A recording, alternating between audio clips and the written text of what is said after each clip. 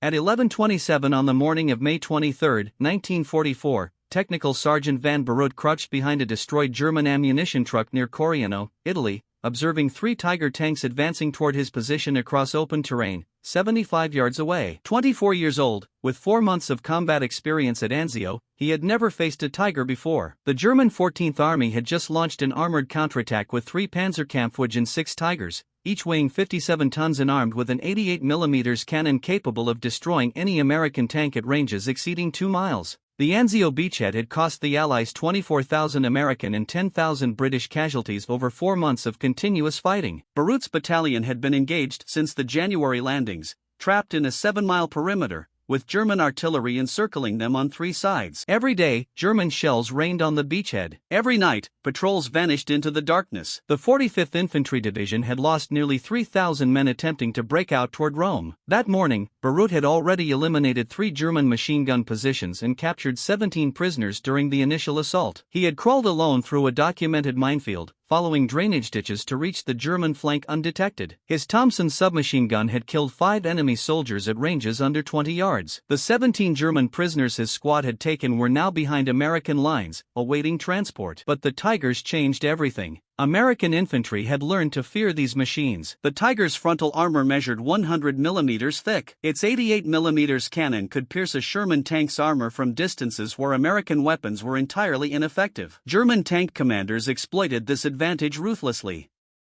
The Anzio breakout depended on momentum. If the German counterattack succeeded in halting the American advance, the entire offensive would stall.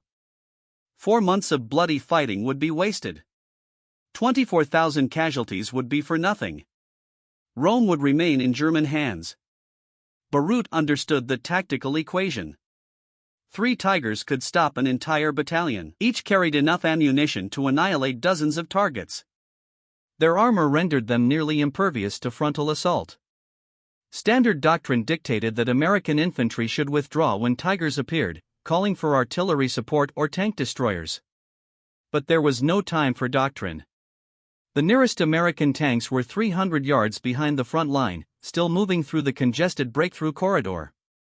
Forward observers had lost radio contact during the morning's advance. Tank destroyer battalions were engaged elsewhere on the Cisterna front. No air support was available. Allied bomber strikes for the morning had already concluded. Barut glanced at the bazooka lying near the destroyed truck. The 2.36-inch rocket launcher was designed for close-range work. General Patton had recommended keeping engagements under 30 yards to ensure effectiveness. 75 yards was more than twice the suggested range. At that distance, accuracy diminished significantly. Wind drift became a factor. The shaped charge might not penetrate even if it struck. The technical manual cautioned against engaging heavy armor beyond 50 yards. If you want to see how Barut's impossible shot turned out, please hit that like button. It helps us share more forgotten stories from the war. Subscribe if you haven't already. Back to Barut. The lead Tiger was now 60 yards away. Its commander stood exposed in the cupola, scanning for targets with binoculars. The tank's 88mm gun traversed slowly to the left,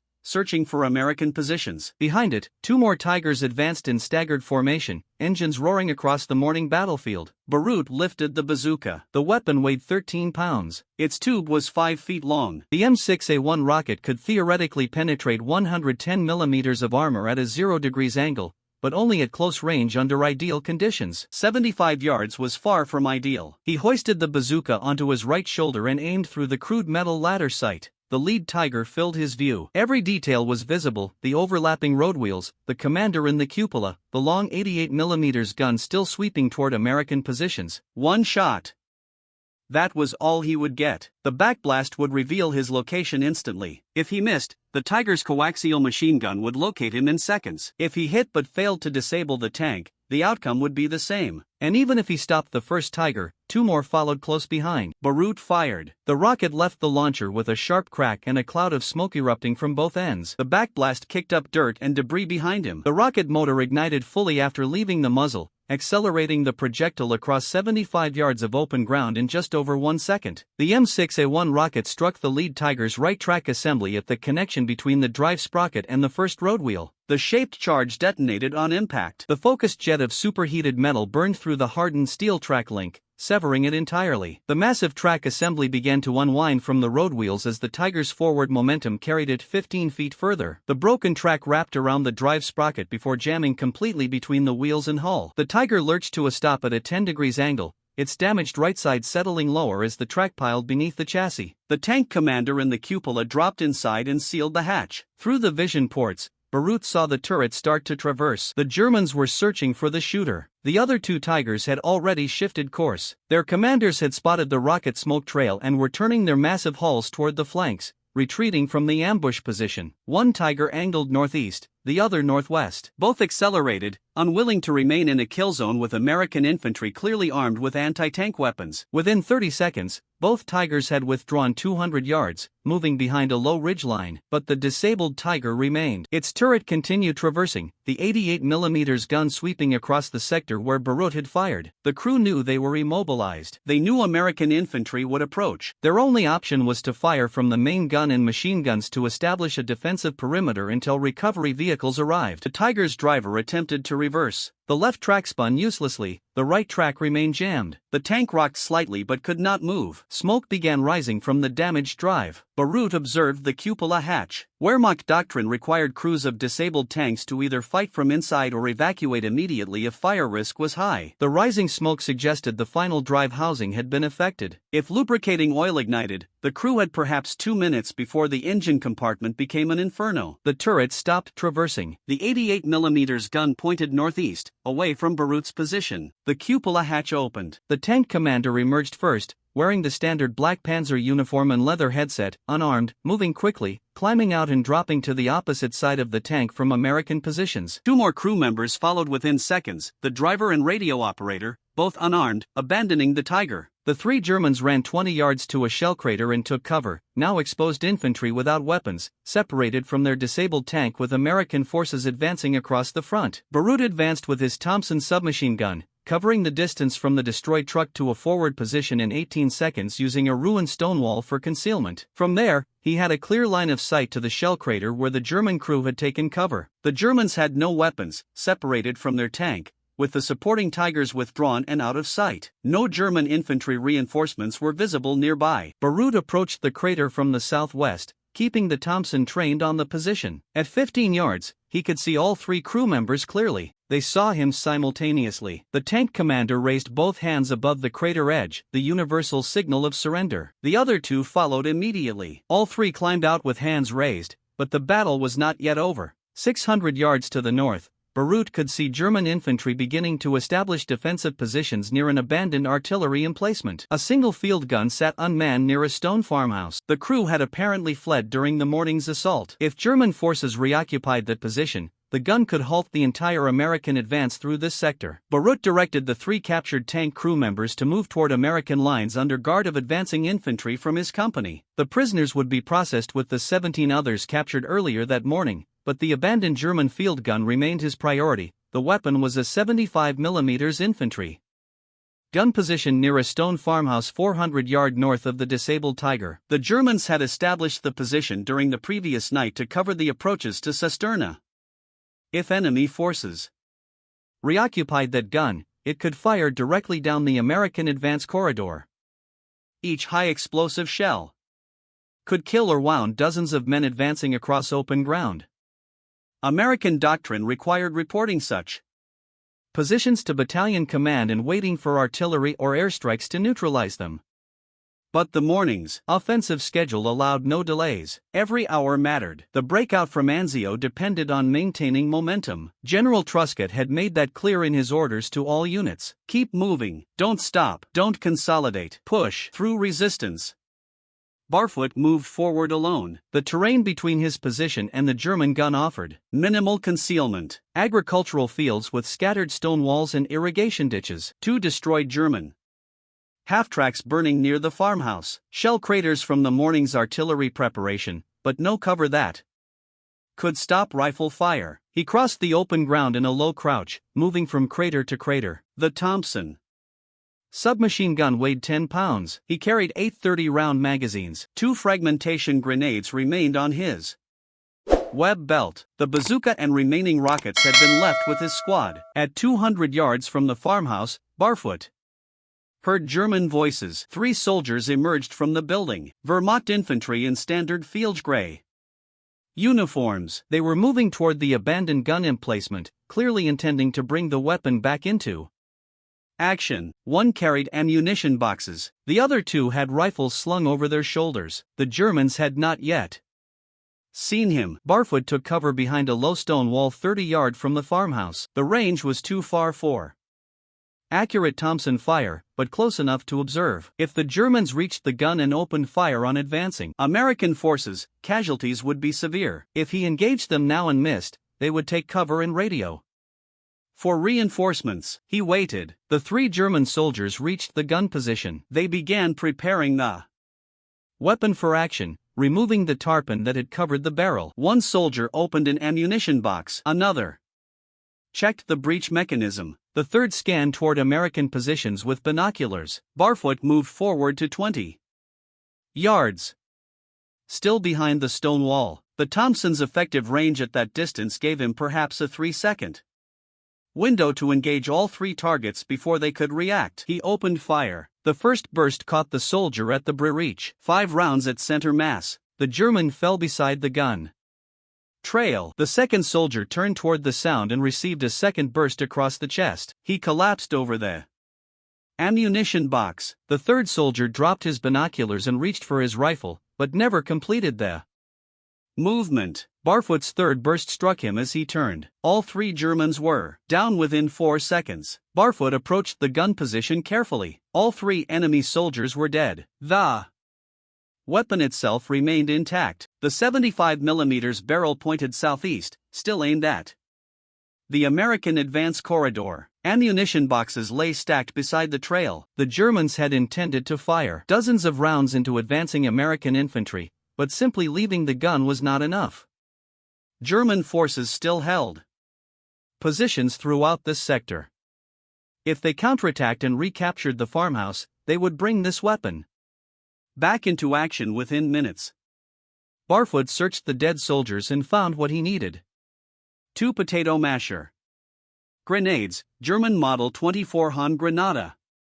Each contained a small, explosive charge sufficient to damage equipment. He placed both grenades inside the breech mechanism, removed the friction igniters, and stepped back 20 feet. The grenades detonated simultaneously. The blast destroyed the breech block and warped the gun barrel at the chamber. Black smoke poured from the mechanism. The weapon was permanently disabled, but as the smoke cleared, Barfoot heard something that made him freeze. Wounded American voices, somewhere close, calling for help. The voices came from a drainage ditch 70 yards east of the destroyed gun position. 2 American soldiers, both wounded, both calling for medics in voices that suggested severe injuries and increasing desperation. Barfoot moved toward the sound, using the scattered stone walls for concealment. German positions remained active throughout this sector.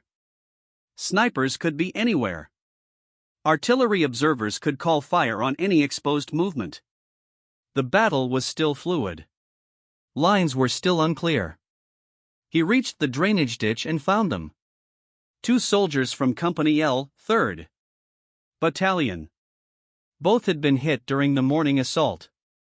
The first soldier had taken shrapnel across his left leg and abdomen, multiple wounds, blood soaked through his field dressing. The second had been shot through the right shoulder and chest. The bullet had entered just below the collarbone and exited through his back, missing the lung, but severing major blood vessels. Both men were conscious, but losing blood rapidly. Both had been lying in the ditch for nearly 2 hours since the initial assault. Neither could walk. Neither could apply effective pressure to their own wounds while remaining conscious. Company L's medics had been killed or pinned down during the German counterattack. The wounded had been bypassed as American forces pushed forward, maintaining momentum. Standard battlefield procedure. Medics and recovery teams would follow behind the assault companies, but the German Tiger counterattack had disrupted that process. The recovery teams were still 300 yards behind the front line, dealing with other casualties. Barfoot assessed the situation quickly. Both soldiers needed immediate evacuation to the battalion aid station. That position was 1,700 yards to the rear behind the original jump-off line near Carano. The distance represented nearly a mile across ground. That was still under intermittent German artillery fire and potentially exposed to sniper positions. Carrying both men simultaneously was impossible. They weighed approximately 160 pounds each, plus equipment. Combined weight exceeded 300 pounds. The distance and terrain made simultaneous evacuation physically impossible for one man. He would have to make 2 trips. Barfoot took the soldier with the chest wound first. The shoulder and lung area injuries suggested he had less time. Blood loss from the severed vessels was steady, but not arterial spray. The wound was survivable if he reached medical care within the next hour. Beyond that, shock and blood loss would become irreversible. He positioned himself beside the soldier and pulled the man's right arm across his own shoulders. The wounded soldier used his left arm to grip Barfoot's webgear. Together, they began moving south toward American lines. The weight was immediate and substantial. The wounded soldier could not support his own body weight. His legs dragged. Every step required Barfoot to lift and carry approximately 140 pounds of soldier plus equipment. The Thompson's submachine gun remained slung across his back. His own equipment and ammunition added another 30 pounds. They covered the first 100 yards in 8 minutes. The terrain slowed them constantly. Irrigation ditches required careful navigation. Stone walls forced detours. Shell craters meant choosing between exposure on the rim or exhaustion climbing in and out. German artillery fire continued falling randomly across the sector. 3 shells impacted within 200 yards during the first 10 minutes of movement. Barfoot's legs began burning after 300 yards. His shoulders ached from supporting the wounded soldier's weight. Sweat soaked through his uniform despite the cool morning temperature. His breathing became labored. The hours of combat before this moment had already exhausted him. Crawling through the minefield, destroying the machine gun nests, capturing 17 prisoners, fighting the Tigers, destroying the field gun. Now this. At 600 yards, Barfoot stopped for 30 seconds. He adjusted the wounded soldier's position across his shoulders. The man's blood had soaked into Barut's uniform. The soldier's breathing had become shallow and rapid. Early signs of shock. They continued moving. 800 yards, 1,000 yards, 1,200 yards. The battalion aid station remained 500 yards away. Barfoot's legs trembled with each step. His vision narrowed slightly from exhaustion and dehydration. The wounded soldier's weight seemed to increase with every yard, but stopping meant the soldier would die in this field. At 1,400 yards, Barut saw American positions ahead. Medical personnel were treating casualties near a cluster of destroyed buildings. Stretcher bears moved between wounded soldiers. The battalion surgeon worked under a canvas tarp stretched between 2 walls. Barfoot reached the aid station at 13 minutes past noon. He had covered 1,700 yards in 43 minutes carrying the wounded soldier. Medical personnel took the man immediately and began treating the chest wound. The prognosis was uncertain, but the soldier was alive and receiving care. Barfoot allowed himself 90 seconds of rest. He drank water from a canteen offered by a medic. His legs shook from exhaustion. His shoulders burned. The adrenaline that had sustained him through the mornings. Combat was depleting rapidly. His uniform was soaked with sweat and the wounded soldier's blood. But the second wounded man remained in that drainage ditch 1,700 yards forward. The medic asked if Barfoot needed treatment. He shook his head and turned north toward the sound of continuing artillery fire. The return journey would be faster without carrying a wounded man, but the exhaustion was cumulative. Every muscle ached. His breathing remained labored. 4 hours of continuous combat had pushed him beyond normal physical limits. He moved back across the same ground, past the shell craters, past the stone walls, past the destroyed half-tracks. The German artillery had intensified. 3 shells impacted within 100 yards during his return movement. Shrapnel winded overhead. Smoke obscured sections of the battlefield. At 1,700 yards forward, he found the drainage ditch again. The second soldier was still conscious, but barely. The abdominal and leg wounds had continued bleeding despite the field dressing. The man's skin had gone pale. His pulse was rapid and weak. Classic signs of advancing shock. He had perhaps 30 minutes before blood loss became fatal. Barfoot positioned himself and lifted the soldier across his shoulders using the same technique as before. The weight was identical, but his exhaustion made it feel heavier. His legs protested immediately. His back screamed. The previous carry had depleted reserves he did not know he possessed. They began moving south. The first 200 yards were manageable through sheer determination. The soldier remained conscious enough to grip Barfoot's webgear with one hand, but at 300 yards, the wounded man lost consciousness. His full weight sagged against Barfoot's shoulders. The arm that had been gripping the webgear fell limp. Barfoot adjusted his grip and continued. 400 yards, 500 yards. His vision began tunneling at 600 yards. The edges of his sight darkened slightly. Dehydration and exhaustion were affecting his sensory processing. He forced himself to focus on the terrain immediately ahead. One step, another step, keep moving. German artillery continued falling randomly across the sector. 2 shells impacted close enough that Barfoot felt the concussion waves. Dirt and shrapnel rained down around him. He kept walking. At 800 yards, his right leg cramped severely. The muscles seized completely. For 15 seconds, he stopped, shifted the wounded soldier's weight, and forced the leg to extend through the cramp. The pain was intense, but temporary. He resumed walking. 1,000 yards, 1,100 yards. The wounded soldier's breathing had become barely perceptible. His pulse was thread thin. If he survived, it would be measured in minutes between arrival at the aid station and the beginning of treatment. 1,200 yards, 1,300 yards. Barfoot's own body was approaching complete failure. His legs moved through mechanical repetition rather than conscious control. His arms had gone numb from supporting the soldier's weight. His back felt like it might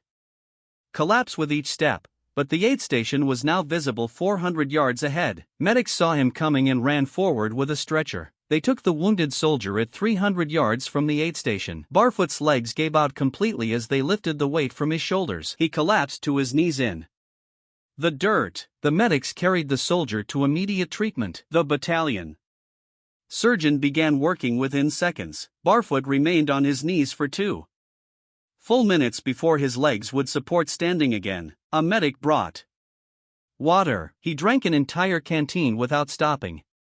His hands shook. His vision slowly cleared from the tunnel effect. The wounded soldier was alive. Both wounded soldiers had survived the evacuation. Both would make it home. But Van Berout's war was not finished. By 1400 hours on May 23, the American breakout from Anzio had achieved its initial objectives. The 1st Special Service Force and 1st Armored Division had breached the main German defensive line. The 45th Division had advanced beyond Carano and reached the Campo Leon-Cisterna Railroad. Casualties were heavy, but the momentum held. Van Barfoot's actions that morning had contributed directly to that success. The disabled Tiger had blocked a key intersection for 3 hours, preventing German armor reinforcements from reaching the breakthrough point. The destroyed field gun had eliminated a weapon that could have fired dozens of high-explosive shells into advancing American infantry. The 2 evacuated soldiers would survive their wounds and eventually return home. But Barfoot himself had no time to process what he had accomplished. Within 2 hours of reaching the aid station, he was back with his platoon as they consolidated the newly captured ground near Carano. German artillery continued falling. Snipers remained active. The battle was far from over. The official documentation began that evening. His company commander, Captain James Henderson, had witnessed portions of the morning's action and gathered testimony from other soldiers who had seen different elements. The report detailed the minefield crossing, the 3 destroyed machine gun positions, the 17 prisoners, the disabled Tiger at 75 yards, the 3 killed German soldiers at the field gun, the destroyed artillery piece, the evacuation of 2 wounded men. Across, 1,700 yards under fire. Henderson recommended Berout for the Medal of Honor. The recommendation went through battalion, regiment, and division levels within 48 hours. Each commander added supporting documentation. The speed was unusual, but the scope of the actions warranted it. By May 30, the recommendation had reached Fifth Army headquarters in Rome. General Mark Clark had just entered the city to global acclaim. But even amid that historic moment, Barut's actions stood out. Clark approved the Medal of Honor recommendation and forwarded it to Army headquarters in Washington on June 21, 1944, while still fighting in Italy. Van Barut received a battlefield commission. He was promoted from technical sergeant to second lieutenant. The promotion recognized not just the May 23 actions, but his consistent leadership and tactical skill throughout 4 months of Anzio combat. The promotion came with a choice. He could return to the United States for officer training and to receive his Medal of Honor from President Roosevelt in a White House ceremony, or he could remain with his unit as it pushed north through Italy and prepared for the invasion of southern France. Barfoot chose to stay. He told his company commander that the men he had fought beside for 4 months deserved to see their battles through together. The recognition could wait, the war could not. By July, the 45th Division had advanced north of Rome and was preparing for Operation Dragoon, the invasion of southern France. Barfoot, now a second lieutenant, commanded a rifle platoon. The same men he had served with as a technical sergeant now followed him as their officer. The transition was seamless because the respect had already been earned. On August 15, 1944, the 45th Division landed on the French coast near Saint-Roch. The invasion met lighter resistance than Normandy, but still required 3 weeks of intense fighting to secure the beach head and advance inland. Barut's platoon participated in operations throughout the Rhone Valley. By September, the division had pushed deep into eastern France and was approaching the German border. They were now fighting in the Vosges Mountains, terrain that favored defense and made every advance costly. The weather had turned cold, supplies were stretched, casualties mounted steadily. On September 28, 1944, the division paused operations near Ypres, France. The town had been liberated 3 days earlier. Fifth Army headquarters had established a temporary command post in a requisitioned hotel. Lieutenant General Alexander Patch, commanding 7th Army, arrived that morning with specific orders. He was there to conduct a Medal of Honor presentation ceremony in the field at the recipient's request. Van Barfoot stood in a muddy field outside Ypres, surrounded by soldiers from his company, his battalion, his regiment, the men he had fought beside for nearly a year. Some had been at Anzio, some had joined as replacements. All understood what the ceremony represented. General Patch read the official citation aloud. The words described May 23 in clinical military language: conspicuous gallantry, intrepidity at risk of life, beyond the call of duty. The citation detailed each action methodically, but the soldiers listening already knew the story. The ceremony lasted 12 minutes. General Patch pinned the Medal of Honor to 2nd Lieutenant Van Barut's uniform and saluted the assembled soldiers, nearly 300 men from the 45th Division, stood at attention in the rain. No speeches beyond the citation reading, no press photographers, no dignitaries from Washington, just soldiers recognizing one of their own. Barfoot returned the salute, thanked General Patch, and walked back to his platoon. Within 2 hours, his unit was back on patrol. The war continued. The Battle of Anzio, where Barut had earned his medal, had produced more Medal of Honor recipients than any other single battle in World War II. 22 Americans received the nation's highest decoration for actions during those 4 months of combat. The statistic reflected the intensity and desperation of the fighting. Every day required extraordinary courage just to survive. Some days required actions that transcended even that standard. Barut's continued service demonstrated something the medal itself could not capture. The actions of May 23 were not aberrations. They were examples of sustained excellence under conditions that broke lesser men. He had fought at Anzio from January through May.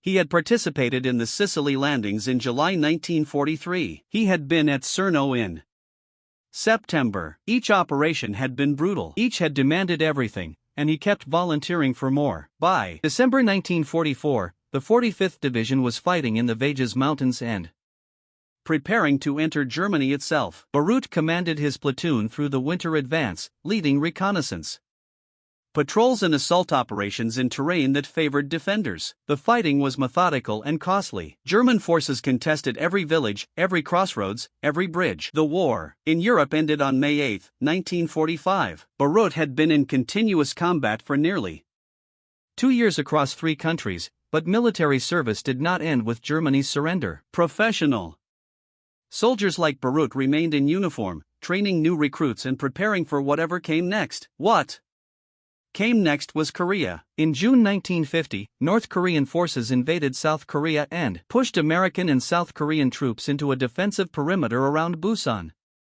The United States mobilized rapidly, deploying units from around the world. Van Beirut, now a captain, deployed with his regiment in August 1950 and fought through the Busan breakout, the advance to the Yalu River, and the subsequent Chinese intervention. Korea was different from Europe.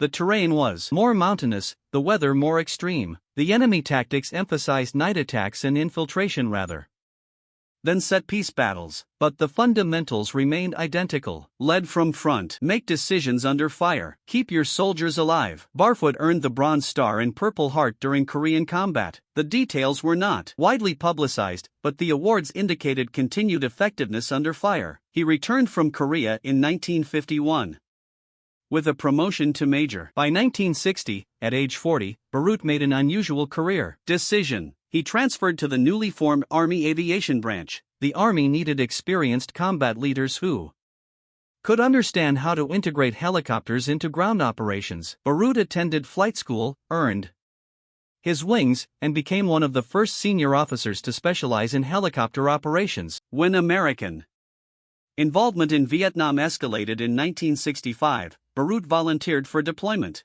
Despite being 46 years old, most officers his age were serving in staff positions or preparing for retirement. Barfoot wanted to fly combat missions. He deployed to Vietnam as lieutenant colonel in 1966 and flew 177 combat hours in both helicopters and fixed-wing aircraft. His Medal of Honor from World War II and his combat experience across 3 wars made him invaluable as an aviation advisor. He understood how air assets could support ground operations because he had been the soldier on the ground calling for that support. Barfoot retired as a colonel in 1974 after 34 years of military service. 3 wars, dozens of awards, a career spanning from the Italian mountains to the Vietnamese highlands. The Medal of Honor was the most prominent recognition, but hardly the full measure of his contribution. He settled on a farm in Virginia and raised the American flag every morning until his death in 2012 at age 92. The question his story evokes is simple but profound. What determines the difference between soldiers who follow orders competently and soldiers who accomplish what doctrine says cannot be done? Van Barfoot faced 3 Tiger tanks at 75 yards with a weapon intended for 30-yard engagements. Doctrine dictated withdrawal and calling for support. Physics suggested the shot would probably miss at that distance. Survival instinct warned that any shot would reveal his position and draw immediate fire from 388mm guns capable of destroying him instantly. He fired anyway. The technical details of that shot deserve analysis. The M6A1 Bazooka rocket had to traverse 75 yards accurately enough to strike a moving target. The shaped charge had to penetrate at a distance where velocity was reduced. The point of impact had to disable the tank rather than merely damage superficial components. Every factor was unfavorable. Every calculation suggested failure. But calculations assume average conditions and average soldiers. Barfoot was neither. His crawl through the minefield that morning demonstrated mastery of terrain and patience under pressure. His destruction of 3 machine gun nests showed tactical intelligence and close-quarters combat skill. His capture of 17 prisoners indicated an ability to exploit success rapidly. The bazooka strike against the Tigers proved his willingness to attempt the impossible when the tactical situation demanded it. Perhaps the most revealing aspect came after the evacuation of 2 wounded soldiers across 1,700 yards.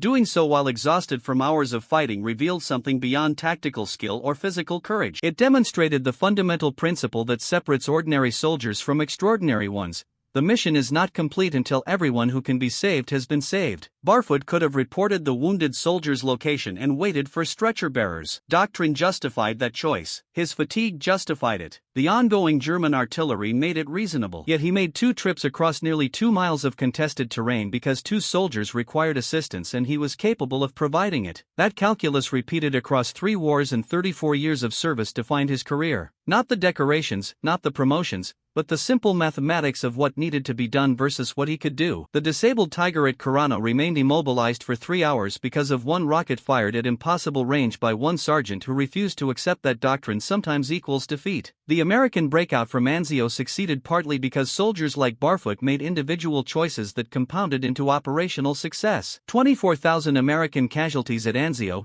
22 Medal of Honor recipients, 4 months of continuous combat in a 7-mile perimeter. The arithmetic of that battle was brutal and clear. Survive each day. Help the men beside you survive. Complete the mission despite the cost. Barfoot did that for 4 months at Anzio. Then he did it again in Korea, then Vietnam. 34 years of service, 3 wars, 1 consistent principle. If this story inspired you the way it inspired us, do me a favor, hit that like button. Every single like tells YouTube to show this story to more people. Subscribe and turn on notifications. We're rescuing forgotten accounts from dusty archives every day. Stories about infantry sergeants who stopped Tiger tanks with impossible shots. Real people, real heroism. Drop a comment right now and tell us where you're watching from. Are you watching from the United States, United Kingdom, Canada, Australia? Our community stretches across the globe. You're not just a viewer, you're part of keeping these memories alive. Tell us your location. Tell us if someone in your family served. Just let us know you're here. Thank you for watching, and thank you for making sure Van Barfoot doesn't vanish into silence. These men deserve to be remembered, and you're helping make that happen. May 23, 1944, 1 sergeant, 3 Tigers, 75 yards, 1 impossible shot, and everything that followed.